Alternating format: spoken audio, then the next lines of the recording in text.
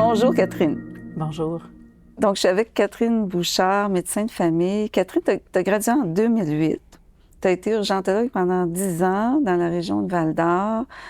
Tu as été une urgentologue très engagée. Hein? Tu disais comment tu avais appris, comment on peut sauver des vies. Puis, tu sais, c'est une passion hein, de travailler dans des urgences. Tu étais sur l'adrénaline. Ah oui, oui. Puis, tu sais, on rentre en médecine pour aider, hein, mais pour moi, l'urgence, c'était ma façon vraiment d'aider à la santé de la population puis de faire ma part.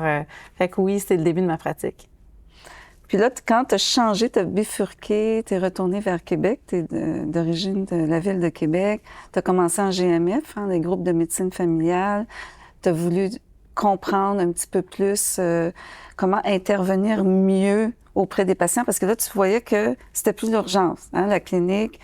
Tu voyais que les algorithmes, les protocoles tels qu'on les apprend dans les facultés, c'est pas tout à fait la même chose dans l'application, puis il y avait une pierre angulaire manquante. Fait que tu as dit, je vais apprendre la nutrition, je vais prendre d'autres cours pour pouvoir m'outiller différemment.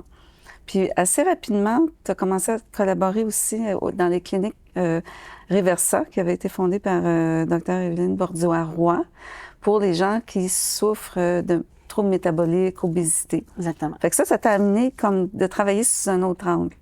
Absolument. Bien, c'est ça, en fait, quand mon parcours de vie m'a amené à délaisser l'urgence pour revenir dans ma ville natale, puis que je me suis dit, ah, parfait, on recommence un nouveau projet de vie. Je suis revenue à Québec, je me suis engagée à faire des soins palliatifs puis du bureau. Puis à ce moment-là, c'est là que, j'ai pris une grande patientèle d'un médecin qui prenait sa retraite. En fait, je suis arrivée, j'ai pris 750 patients, rien de moins, puis fait des grosses journées. Puis je suis arrivée avec la même fougue un peu que j'avais à l'urgence, là, vraiment d'appliquer. Puis autant à l'urgence, dans les maladies aiguës, on va appliquer des protocoles qu'en maladie chronique, on a toutes sortes de protocoles, hein? Gestion du diabète, gestion de l'hypertension, ostéoporose, au niveau des maladies chroniques. Puis pour moi, ça a été vraiment un choc dans mon parcours professionnel de me rendre compte que je voyais pas mes patients aller mieux. Tu sais, pourtant, je voyais les paramètres, là, les chiffres de pression descendre, les valeurs de cholestérol s'améliorer. Mais je voyais pas les patients en vitalité. Puis pourtant, il y avait des effets secondaires de la médication. On en prescrivait un autre. Je donnais quelques conseils. Puis, tu sais, c'est là que j'ai réalisé que j'en connaissais beaucoup sur la maladie, mais pas tant que ça sur la santé. Que les patients y arrivaient, puis j'arrivais pas à les aider à être plus en vitalité. Je savais pas trop comment les outiller pour qu'on passe des problèmes de santé, des problèmes de maladie à plutôt la santé. Puis c'est là que ça a été vraiment un choc de me dire, il faut que je change ma façon de voir mon travail, il faut que je réapprenne. Puis ça m'a amené à faire plusieurs cours, à revenir aux bases fondamentales du corps humain, la physiologie, les mitochondries, là, nos petits organites d'énergie qui sont dans chacune de nos cellules, le microbiote. J'ai fait des cours en nutrition fonctionnelle, en alimentation cétogène. J'ai découvert les travaux du docteur Brouillard en médecine fonctionnelle. Puis là, j'ai compris que la maladie, c'était pas juste quelque chose qui arrive sur lequel on doit donner de la médication puis que ça va se régler. Là, les problèmes de santé chronique, la solution, elle doit être plus globale, plus profonde, puis on doit revenir à la source des maladies pour vraiment aider les gens à retrouver la santé, finalement. Dans le fond, c'est que tu as été confronté à la limitation telle que la médecine est pratiquée très souvent. Et on essaie de tendre aujourd'hui vers la santé intégrative où l'individu est vu dans sa globalité. Puis je pense que tu as ciblé quelque chose de très, très, très important. Puis moi, c'est quelque chose que je parle beaucoup dans mes conférences, c'est on doit vivre dans la vitalité. Oui. C'est comme le droit que nous avons de dire on peut tendre vers ça. Fait qu'a priori, les professionnels de la santé, on est là pour ramener les gens dans cette compréhension de comment on peut leur démontrer que c'est possible. Oui. Puis ça, c'est extraordinaire. Puis tu as fait beaucoup aussi d'études en médecine fonctionnelle. Je sais que là, tu me disais que tu attendais pour faire ta certification officielle, mais je sais que tu l'appliques, que tu connais très bien l'enseignement. C'est quand même un angle qui est pris différemment. Tu sais, quand tu rencontres un patient, la façon que tu vas le questionner, le temps que tu vas prendre. Absolument. Puis toi, comment tu arrives à, justement, l'appliquer avec tes patients au quotidien? C'est vrai que c'est un beau défi parce que, classiquement, on n'a pas beaucoup de temps. Puis, tu sais, je disais que j'ai pris une grosse clientèle de patients. avec l'expérience, on développe un petit peu un tri, le savoir, tu sais, quand est-ce que c'est le bon temps de faire ça. Puis, il y a une façon de le faire très exhaustive, mais il y a aussi une façon, tu sais, faut pas voir ça comme si, tu as la médecine conventionnelle puis il y a la médecine fonctionnelle, tu sais, c'est une vision. Puis, il y a une façon d'approcher ça aussi, hein, parce que c'est pas toujours ce que les gens sont habitués d'entendre, mais ça fait tellement de sens, c'est tellement logique, hein, parce que à la médecine fonctionnelle, lorsqu'on fait de la médecine fonctionnelle, on va revenir vraiment aux bases fondamentales. Fait qu'il y a beaucoup de logique, les gens comprennent. Comme par exemple, tu sais, si quelqu'un arrive avec un diabète, mais c'est pas long de lui expliquer comment le diabète s'installe par le phénomène de résistance à l'insuline. Mettons, moi, je vais leur expliquer en 2 minutes là, que le corps devient résistant à l'hormone insuline qui gère le sucre qu'on ingère. Puis, un moment donné, comme il est résistant, le corps en sécrète toujours plus. Puis, à un certain point, il n'est plus capable d'arriver à fournir l'insuline nécessaire pour diminuer la glycémie. Fait que les gens comprennent vite qu'à la base de tout ça, il y a un phénomène qui s'est installé il y a plusieurs années en lien avec beaucoup la consommation des sucres, mais aussi toutes leurs habitudes de vie. Puis ils sont capables de comprendre pourquoi qu'on va aller dire, c'est quoi le bénéfice d'aller dire, hey, peut-être qu'on pourrait changer votre alimentation, peut-être qu'on pourrait travailler sur votre sommeil, puis qu'on pourrait optimiser votre exercice. Fait que dans ce cheminement-là ou dans ce processus de pensée-là en médecine fonctionnelle, il y a des notions qui s'intègrent assez bien dans une consultation de médecine conventionnelle régulière. Fait que ce que je fais, en fait, j'essaye d'intégrer au bon moment. J'essaye aussi, c'est sûr que je prends souvent du retard dans mes consultations médicales. J'essaie de me donner un petit peu plus de temps avec les patients ou d'échelonner les rencontres. Mais c'est vrai que c'est un défi au quotidien, là, tu sais, d'essayer d'arriver avec la pression du système, les demandes d'être efficace, de voir le plus de gens possible, mais aussi le désir de vouloir bien faire les choses. T'sais, autant avec le patient, mais aussi la population en général, on veut amener, il faut qu'il y ait une certaine efficacité, on peut pas prendre trop de temps non plus, mais on veut prendre assez de temps. Fait que c'est un équilibre qui est pas toujours facile à trouver dans mon quotidien, mais j'aspire à le faire à tous les jours. Mais moi, je vois ça comme semer. Hein? On sème une graine qui va grandir chez l'individu. Puis des fois, c'est une question de momentum, tu l'as dit aussi un peu. T'sais, nous, c'est pareil en pharmacie communautaire. Des fois, on voit que certains patients, c'est pas le temps. Ouais. Puis aussi, de les accueillir tels qu'ils sont, sans jugement. Absolument. Parce que parfois, c'est pas toujours facile ce qu'on doit porter comme message, dépendant de où l'individu part dans sa progression vers son mieux-être. Absolument. Mais il y a quelque chose de très important que tu as mentionné, c'est le facteur temps. Puis j'ai souri quand tu as dit, des fois, je prends du retard, mais ça, je trouve que c'est sûrement... tes patients, ils s'en rendent compte parce que souvent, je dis le 2-3 minutes de plus, ça peut faire toute la différence. Ouais. C'est d'avoir le temps de capter aussi dans l'émotion, dans l'échange, quel est le message, puis comment le dialogue peut être mieux intégré dans la compréhension pour l'autre individu, puis d'amener aussi un plan de soins. Ouais. Tu as commencé à parler un peu des piliers, là. Oui. Le sommeil. Oui, ça, j'aimerais ça que tu en parles. D'ailleurs, tu en as parlé dans ta participation au documentaire de Joanie. Oui, de Facile Few, oui. Donc, de patients participants. Oui, absolument. C'est un beau documentaire. Puis, effectivement, là, tu veux qu'on parle un peu des piliers de la santé? Oui, parce que je trouve que c'est fondamental. C'est à la base de tout. Puis, tu sais, je fais juste un petit préambule. Tu sais, dans mon cheminement médical là, de médecine conventionnelle à médecine fonctionnelle, ce que moi, j'ai réalisé, parce qu'à un moment donné, je me dis, il y a donc bien d'affaires qu'on peut faire. Il y a tellement de tests spéciaux, il y a tellement d'approches, il y a tellement de professionnels, il y a tellement... Tu sais, on dirait que c'est un peu... Puis, à la base, quand on regarde tout ça, là, toutes les maladies chroniques, toutes les maladies chroniques peuvent avoir ont un point de départ dans nos habitudes de vie. Et donc, une approche pour adresser une maladie chronique, on peut toujours commencer d'un des piliers de la santé. Il y a toujours quelque chose qu'on peut faire. Puis, il y en a 5, voire 6, là, des piliers de la santé. On en choisit un, on commence par là. Moi, souvent, je vais juste rapidement en parler avec les patients. Puis, on choisit un des piliers de la santé. Peut-être, c'est ça. Ça peut te permettre de sonder lequel que tu peux Oui. débuter avec le patient. Absolument. Tu sais, au lieu de lui dire successivement, il faut faire ci, ça, c'est non. Absolument. On y va une chose à la fois. Il y a les patients là, qui vont à 100 000 à l'heure, là, le pied sur le gaz, puis on peut le faire en même temps. Ça, c'est 5 peut-être de la population au moins, mais la majorité des gens, ça fait beaucoup. Ça fait 40 ans qu'ils ont des habitudes de vie relativement similaires. Il faut partir à quelque part, puis souvent, il y en a un qui va les interpeller plus. Puis ce qui est merveilleux des piliers de la santé, c'est quand on en travaille un, on travaille les 6 ou les 5 en même temps. Je vais expliquer pourquoi je dis 5 ou 6, là, mais fait que si, par exemple, pour moi, le plus facile, c'est de dire je vais prioriser mon sommeil parce que c'est vrai que je me couche tard, puis ce serait facile de me coucher tôt. Mais quand je vais être plus en forme, il y a des bonnes chances que le lendemain, je fasse des meilleurs choix alimentaires, que j'aille plus d'énergie pour faire de l'exercice, que je prenne peut-être un petit peu de temps aussi pour ma connexion. Puis là, quand je vais faire ça, tout va s'améliorer. Tu sais, c'est comme une roue qui tourne, une roue positive. Fait qu'il y a tout le temps quelque chose qu'on peut faire, puis il y a tout le temps un pilier qui nous interpelle. Il y a des prises de conscience aussi à travers ce processus. Absolument. Puis, tu sais, c'est des petits pas qu'on peut faire qui vont avoir des grandes répercussions, puis qui vont être à la base de l'installation et du renversement ou de la stabilisation de toutes les maladies chroniques. Fait que les piliers de la santé, les 5 que j'aime dire, puis le 6e, donc l'alimentation, le sommeil, l'activité physique, la saine gestion du stress, la connexion, que ce soit la connexion envers soi-même ou la connexion envers la nature, envers la communauté.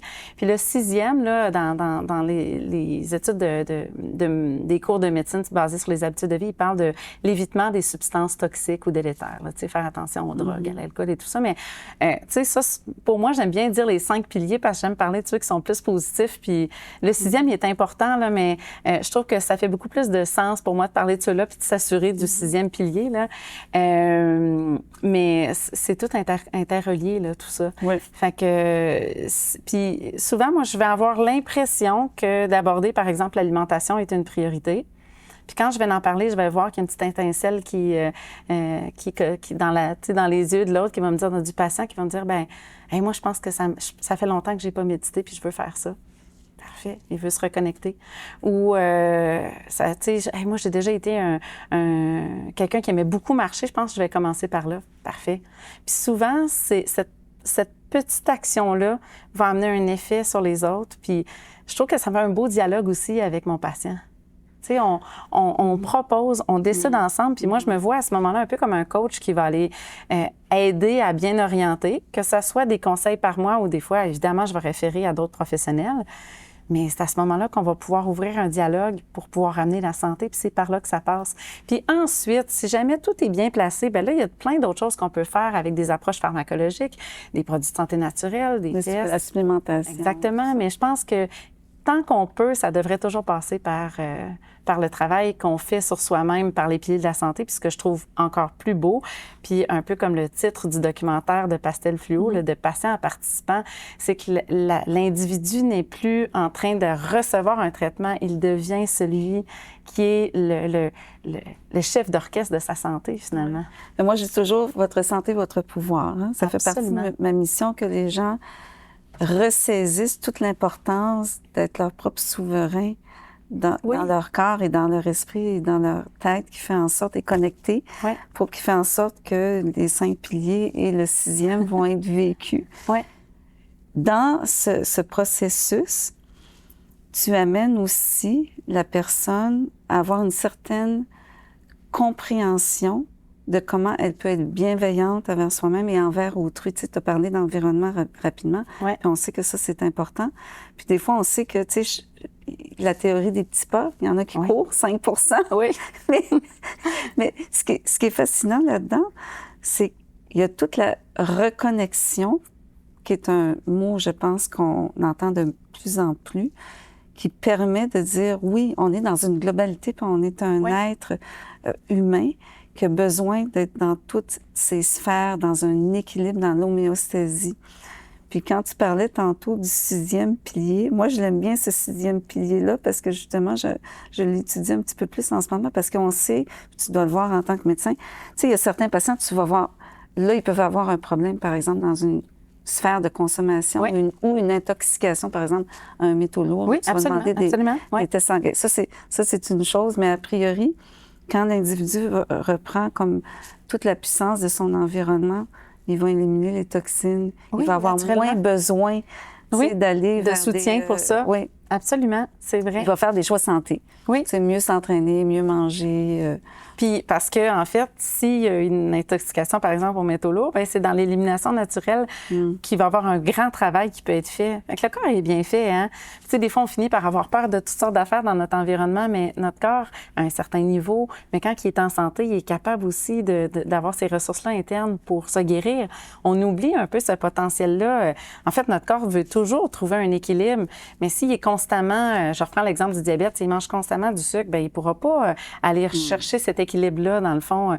Mais si on rééquilibre l'alimentation, puis on lui donne une petite chance, bien, moi, j'ai appris dans mon parcours professionnel, dans la section de mon parcours professionnel vers la médecine fonctionnelle, qu'il y a plusieurs maladies chroniques qui sont réversibles. Je savais pas ça, j'ai jamais appris ça.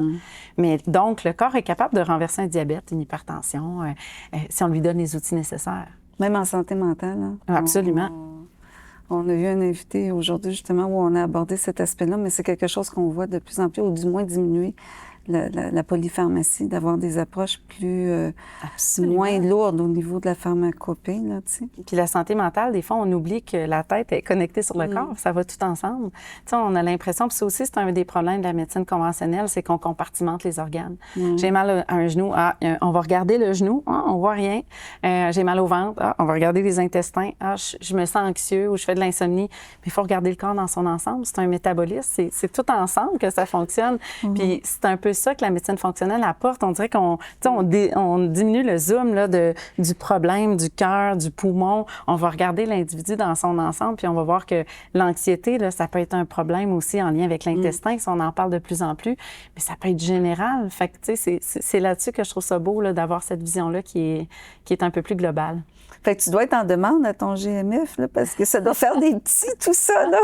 Bien, là, c'est sûr que, tu sais, avec le système, comment il fonctionne actuellement, moi, j'ai des patients qui sont attitrés. C'est compliqué actuellement, hein, tu sais. J'ai mes patients qui sont inscrits à mon nom. Je n'ai pas beaucoup de temps pour prendre d'autres patients qui voudraient venir me voir, mais... Puis est-ce que tu influences la pratique de certains de tes collègues? Puis tu travailles aussi en multidisciplinarité avec d'autres professionnels de la santé?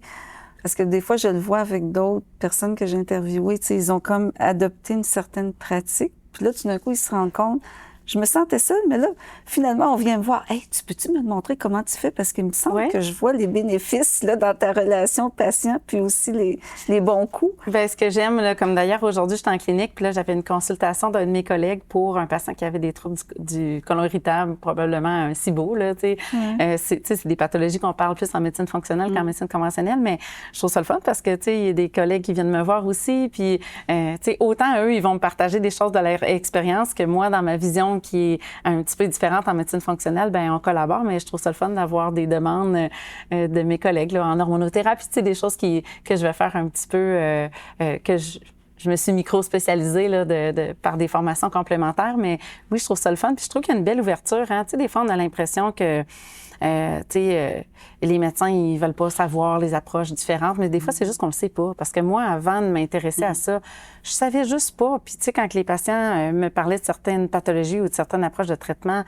bien, je savais pas. Fait que, tu sais, c'est sûr qu'à un certain point, il faut être curieux, puis on peut apprendre. Moi, j'ai beaucoup appris de mes patients. Tu sais, Tu les écoutes. Oui. Tu valorises le dialogue puis l'échange. Donc, c'est sûr que tu vas capter des informations. Oui, c'est très précieux. C'est précieux, ces rencontres-là avec le patient. Puis on dirait qu'à l'urgence, c'était beaucoup ce qu'on appelle des questions fermées. Hein. On veut que les gens répondent par oui ou par non. Avez-vous des douleurs? Oui. OK, ça, non. Mais maintenant que je travaille plus avec les maladies chroniques, je laisse vraiment parler les patients parce que souvent, ils vont nous donner un peu leur diagnostic, non seulement par l'accumulation des symptômes, mais tu sais, il y a des phrases vraiment payantes. Là. Moi, quand les patients vont me dire je pense pas que ça a rapport, là, mais... Là, j'écoute vraiment parce que ça a souvent vraiment un lien. Tu sais, ça a commencé quand? Des questions payantes aussi des fois, là, tu sais, quand est-ce la dernière fois que vous avez été bien, là? Ben je faisais ça, puis là, il est arrivé ça. Ben sais, c'est important, c'est parce que les gens à l'intérieur d'eux autres, ils ont beaucoup d'informations, hein, des fois, ils ne sont pas conscients de ça. Il faut les mettre à l'aise aussi. Tu sais, les gens sont gênés. Tu sais, le syndrome de la chemise blanche, Oui. là. Tu sais, là, ils disent, mais non, je peux pas dire ça parce qu'ils vont mal l'interpréter. Tu sais, fait que... Oui, ils sont mal à l'aise de dire ça. Tu sais, il comprendra pas ou, tu sais, il y a comme quelque chose qui fait en sorte qu'il y a comme une résistance à dire des vraies choses, tu sais, puis c'est sûr que quand un praticien comme toi, tu sais, tu vas mettre la personne à l'aise de pouvoir l'amener à vouloir s'ouvrir là-dessus, hein, puis moi, je vais voir des liens peut-être que la personne n'avait pas vu, mais souvent, c'est très riche d'informations, ces histoires-là. Là. Tu sais, de prendre le temps d'écouter comment c'est apparu, même si ça fait longtemps. Tu sais, des fois, ils vont venir pour un problème digestif qui fait plus mal depuis 3 mois, mais en fait, ça fait 15 ans qu'ils ont mal, puis ça a commencé. Puis là, quand tu écoutes ça, bien là, ils ont vécu un gros stress à ce moment-là. Puis là, qu'est-ce qui est arrivé? Puis là, c'est payant. Là. En médecine fonctionnelle, on fait ce qu'on appelle le timeline. Là. Tu sais, on va aller vraiment, on va repartir presque à la période anténatale là, tu sais, pour voir qu'est-ce qui s'est passé, où sont arrivés les stresseurs. Puis d'une part, c'est tellement intéressant de voir l'histoire de la santé et de la maladie parce qu'on va trouver la source. Mais quand les gens vont regarder leur timeline, leur historique, leur ligne du temps, bien, pour eux, ça va faire enfin du sens. Tu sais, quand on est trop dedans, on le voit plus. Puis ils vont voir un peu le lien. Puis moi, j'aime bien, ça aussi, c'est un principe de médecine fonctionnelle, mais comme relire l'histoire, là, tu sais. Permettez-vous que je vous explique votre histoire de ce qui est arrivé. Puis en même temps, c'est un processus thérapeutique parce que ça donne une perspective comme d'observateur. Tu sais, la personne peut devenir son propre observateur, de dire, hey, c'est ça dans le fond là. C'est la première fois peut-être que je pense à tout mon parcours de vie. Puis ça peut créer, tu sais, des déclics. Des déclics, oui. Puis des fois, ça va remotiver. Tu sais, on parlait de la motivation des habitudes de vie. Puis les gens vont dire, c'est vrai que quand je prenais mes marches tous les soirs ou quand j'allais faire du vélo, là, c'est vrai que j'avais moins d'anxiété. Fait que c'est pas moi qui dis, tu sais, vous devriez faire telle affaire. C'est que ça va venir naturellement. Puis ça a beaucoup de pouvoir aussi, les gens, ils se rendent compte. Tu sais, ça fait du sens pour eux. Tu sais, il faut pas que ça soit juste... Tu sais, des fois, on a tendance à avoir une attitude de faites ci, faites ci, faites ça, mais c'est un travail d'équipe. Il faut que ça fasse du sens pour la personne. De patient participant. Oui. Si on revient à ça. Il y a également de faire revivre la joie chez l'individu. Moi, des fois, c'est ça que j'essaie de faire avec les patients, de dire repenser à quelque chose qui vous faisait vraiment vibrer de bonheur. Puis là, la personne va, oh, tiens, des fois, ça fait une éternité qu'ils n'ont pas pensé à ça. Puis là, des fois, ça peut être tout simple. Puis ça va être une habitude de vie. Puis ça peut être très bénéfique. On sait qu'avec la gratitude, non, pour nos systèmes biophysiologiques, là, c'est très bénéfique. Parce que c'est pas rare que des fois, tu sais, je vais travailler avec quelqu'un puis il y a un problème que je trouve pas, là, tu sais, on travaille, on trouve pas, puis ou, tu sais, des symptômes dépressifs, puis ou des douleurs, puis là, on a essayé... puis finalement, je les revois plus pendant un bout, parce que ça arrive... Malheureusement, c'est ça, hein, quand les gens vont bien, on les voit plus. Puis ils reviennent, puis finalement, ils sont tombés en amour, ils ont changé de travail. Tu sais, c'est tout ça pour dire à quel point... tu sais, notre état intérieur a un impact sur notre état physique en général. Tu sais, pas dire que, tu sais, l'amour, c'est... Ben non, on pourrait dire, mais tu sais, pas dire que l'amour, c'est la solution à tout, mais en même temps, ça l'aide quand même vraiment beaucoup. Là. Si on écouterait Bruce Lipton, oui, il dit, faut toujours générer le sentiment d'être en amour. Il dit ça, c'est comme, you have to feel in love every day, tu sais, and you cultivate it, tu sais, c'est vrai que c'est... Oui, je pense que... Mais c'est la puissance de cette émotion-là. Oui, absolument, absolument. Oui. On partage aussi quelque chose, hein? On aime toutes les deux faire de la méditation. Absolument. D'ailleurs, tu parlais que tu t'enseignais quand tu avais le temps de, tu sais, un peu la cohérence cardiaque. Oui. C'est quelque chose qu'on partage aussi. Moi, je crois beaucoup que tout passe par le corps, puis c'est une technique qui est tellement facile à instaurer pour recréer la reconnexion. La méditation et la cohérence cardiaque, tu veux dire, oui. Moi, c'est comme la fesse gauche, la fesse droite. Oui, là. absolument. Bien, en fait, je trouve que la méditation, de façon générale, hein, ça fait peur. Tu sais, je te dirais que 9 fois sur 10, quand j'en parle, les gens font... Tu sais, parce que c'est pour ça que la cohérence cardiaque, moi, je l'approche avec cette terminologie parce que ça fait plus scientifique. Puis en même temps, tu sais, on explique l'axe et ça fait en sorte que après, par la suite, on peut dire, vous savez, ça, c'est une forme de Absolument. méditation. C'est ça, parce que les gens ont l'impression que de la méditation, il faut être assis au sommet de l'Himalaya, là, puis avoir rien dans ses pensées. Puis, Pendant des heures pendant et des heures, tu sais. Puis en fait, la méditation, tu sais, c'est juste le fait de se ramener dans l'instant présent, puis le fait d'avoir des pensées intrusives, c'est justement ça le processus. Mais je suis d'accord avec toi, moi aussi, souvent, la façon la plus facile d'approcher cette connexion-là, ces techniques-là, ça va être par la cohérence cardiaque. Puis, tu sais, je veux dire aux gens, là, vous pouvez même être en pleine réunion Zoom, là, sauf si vous parlez nécessairement, là, mais, tu sais, puis maintenant, avec les montres intelligentes, il y a des petites techniques là, pour aller le faire.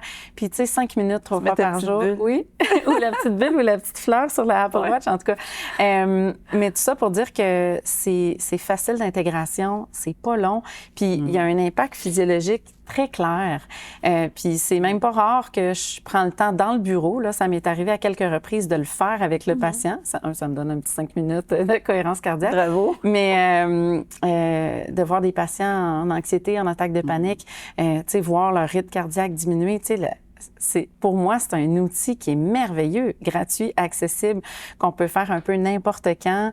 Puis c'est beau ce que tu dis parce que c'est vrai que ça nous amène vers un processus méditatif qui c'est la porte un d'entrée. petit peu plus loin. Absolument. Puis je pense qu'il y a d'excellents bénéfices. Là, tu sais, c'est pas un, c'est comme un peu rien, puis l'autre, c'est vraiment beaucoup. Tu sais, c'est comme tu dis, c'est une porte d'entrée vers quelque chose qui nous amène vers un petit peu plus de profondeur. Puis oui, moi, j'ai intégré la méditation. Puis tu sais, j'entendais beaucoup de gens dire, tu sais, que dans le fond, oui, tu sais, moi, je me disais, j'ai pas le temps, mais de dire, tu sais, de prendre le temps de méditer, ça te donne du temps dans la vie, hein, parce que tu finis par avoir des pensées plus claires, les décisions sont plus rapides, on sent mieux aussi. C'est plus enligné, t'as plus d'acuité aussi avec tes sens pour des prises de décision, Absolument. plus de clarté. Absolument. Fait que, tu sais, pour moi, c'est un outil que j'ai intégré, mais comme n'importe quel changement d'habitude, comme n'importe quel outil, moi aussi, je suis plus du genre des petits pas que de ceux qui courent au sprint, là. Fait que ça m'a pris un certain temps, mais, tu sais, je pense qu'à un moment donné, notre corps ressent vraiment les bénéfices, notre tête, notre corps, notre cœur. Bien là, c'est à ce moment-là qu'on veut plus s'en passer, finalement.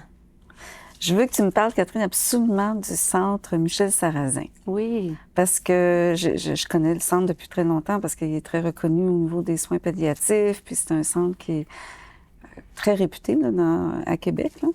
Mais là, tu me parlais tantôt que c'est beaucoup en collaboration multidisciplinaire, puis ils ont réussi à concevoir tous ces services gratuits, parce que, tu sais, c'est quelque chose que je porte en moi, hein, d'avoir dans ma mission, d'intégrer, de porter la voix, hein, on trouve notre voix et notre voix, VOIX, VOIE, de faire en sorte que ce soit dans l'équité et l'humanité, les services, puis on sait que ça va prendre un certain temps, mais Michel Sarrazin semble avoir trouvé ce concept. Oui, c'est un endroit merveilleux, effectivement, la maison Michel Sarrazin.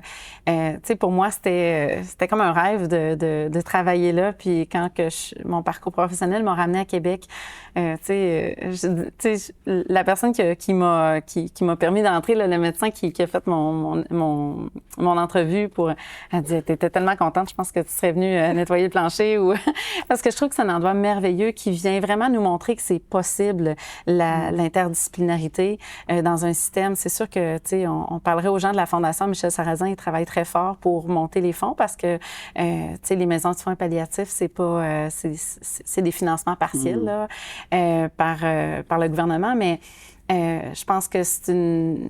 Tu sais, de par le travail qui est fait là-bas, ça tient à cœur, puis ils réussissent, avec beaucoup de travail, mais ils réussissent à amener un milieu qui démontre que c'est possible, cette interdisciplinarité, ce travail-là ensemble. Puis, tu sais, à Maison Michel Sarrazin, on a les services en fin de vie, dans le fond, là, où les gens sont hospitalisés pour leur parcours. Ils offrent les soins palliatifs. Les soins palliatifs.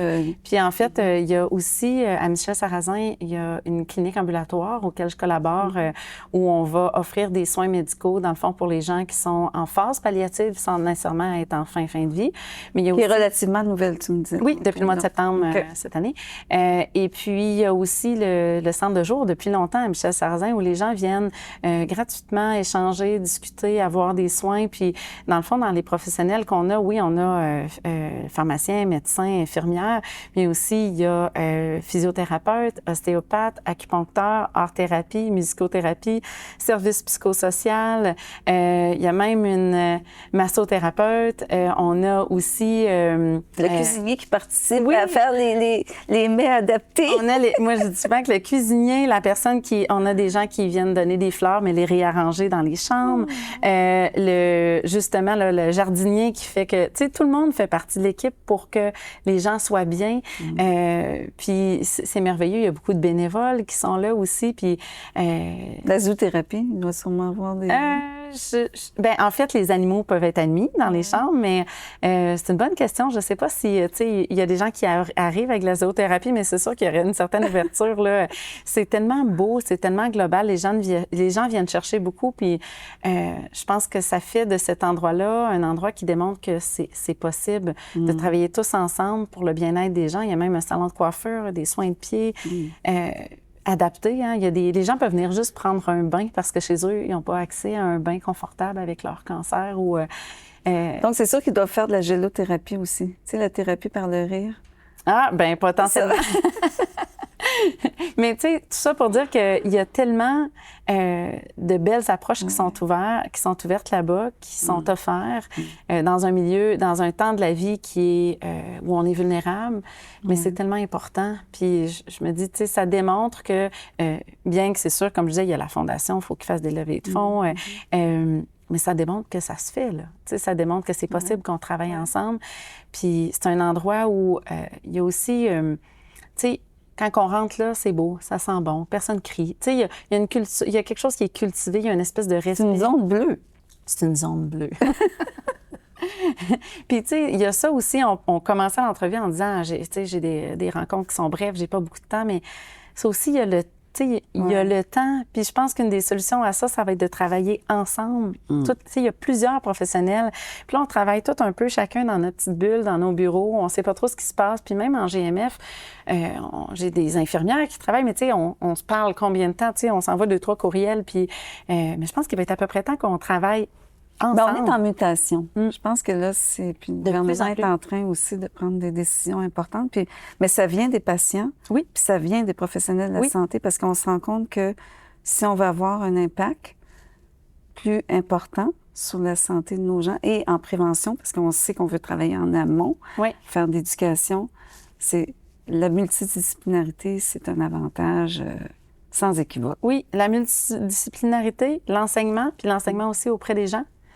Parce que dans le fond, quand on va réaliser que les patients font partie de toute cette histoire-là, puis qu'on va axer beaucoup sur la prévention, c'est une super équipe qu'on va faire, là, tu sais, tous les professionnels de la santé avec les patients pour viser une vraie prévention. Parce qu'actuellement, on va souvent dire qu'on fait de la prévention, mais tu sais, comme moi, dans mon bureau, là, on fait plus du dépistage, là. Tu sais, on voit rapidement quand précoce, ou même, moi, je trouve que c'est pas assez rapide, là, mais il y a une petite masse, ou il y a un petit cancer, ou il y a un petit début de diabète, mais ce qu'on veut, c'est avant. On veut que ça n'arrive pas jusque-là. Puis si on met beaucoup d'efforts sur la promotion de la santé, puis la prévention des maladies, puis encore mieux aussi sur le renversement des maladies réversibles, c'est là qu'on va pouvoir aider notre système qui actuellement est proche des soins palliatifs, là, qui est comme un peu essoufflé, disons-le comme ça.